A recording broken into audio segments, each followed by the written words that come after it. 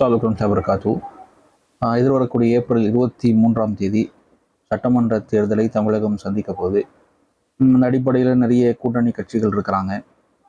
தமிழகத்தில் போட்டி அப்படின்னு சொன்னால் ஒன்று பாசிச சக்திகளுக்கும் அதை எதிர்த்து நிற்கக்கூடிய சக்திகளுக்கும் தான் குறிப்பாக போட்டி என்பது. அந்த அடிப்படையில் திமுகவை ஆதரித்து இஸ்லாமிய கட்சிகள் கூட்டணியில் சேர்ந்துருக்கிறாங்க. இப்போ இஸ்லாமிய கட்சிகளுக்கு ஒரு பிரதிநிதித்துவம் கிடைச்சிருக்கா அப்படின்னு பார்த்தா இந்த வாட்டி கிடையாது. வழக்கமாக முஸ்லீம் லீக்குக்கு தரக்கூடிய 5 சீட்டுகள் கூட இப்பொழுது குறைந்து 2 சீட்டுகளாக கொடுத்துருக்குறாங்க. அப்போ தமிழகத்தில் எலெக்ஷனை பொறுத்தவரை, தேர்தலை பொறுத்தவரையும் இஸ்லாமிய சமுதாயத்தினுடைய வாக்கு ஒரு 100% பெறாவிட்டாலும் கூட முடிந்தவரை இஸ்லாமிய சமுதாயம் வாக்களித்து கொண்டு தான் இருக்கிறது. அப்போ இஸ்லாமிய சமுதாயத்தினுடைய வாக்கை தவிர்த்து விட்டு ஒரு தேர்தலை சந்திப்பது என்பது பெரிய சிரமமான ஒரு சூழல். அப்படி இருக்கக்கூடிய சூழ்நிலையில் இன்றைக்கு திமுக என்பது இஸ்லாமிய சமுதாயத்திற்கு ஒரு பிரதிநிதித்துவம் கொடுக்கணும் என்ற அடிப்படையில் குறைந்தது ஒரு 20 சீட்டாவது கொடுத்துருக்கணும். அப்போ இந்த சீட்டுகளெல்லாம் வழங்கப்படாமல் 1 சீட்டு 2 சீட்டு இப்படி தருவது என்பது இஸ்லாமிய சமுதாயத்திற்கு அது ஒரு அதிருப்தியாகவே இருக்குது.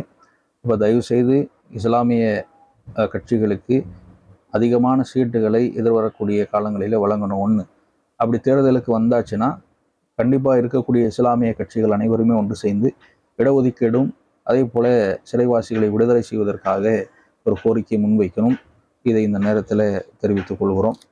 அதே போல் இஸ்லாமிய சமுதாயம் ஒன்று கூடி, இப்போ அரசியல்னு போயாச்சு, அப்போ எல்லா கட்சிகளும் தனித்தனியாக நிற்காமல் எல்லாம் ஒன்று கூடி ஒரு இயக்கமாக மக்களுக்கு நற்பணி செய்யக்கூடிய இஸ்லாம் சொன்ன அடிப்படையில் செயல்படக்கூடிய ஒரு திட்டங்களை வகுத்து அப்போ தேர்தலை சந்திக்கும் போது கண்டிப்பாக அதிகமான சீட்டுகள் இஸ்லாமிய சமுதாயத்துக்கு கிடைப்பதற்கான வாய்ப்புகள் இருக்கிறது.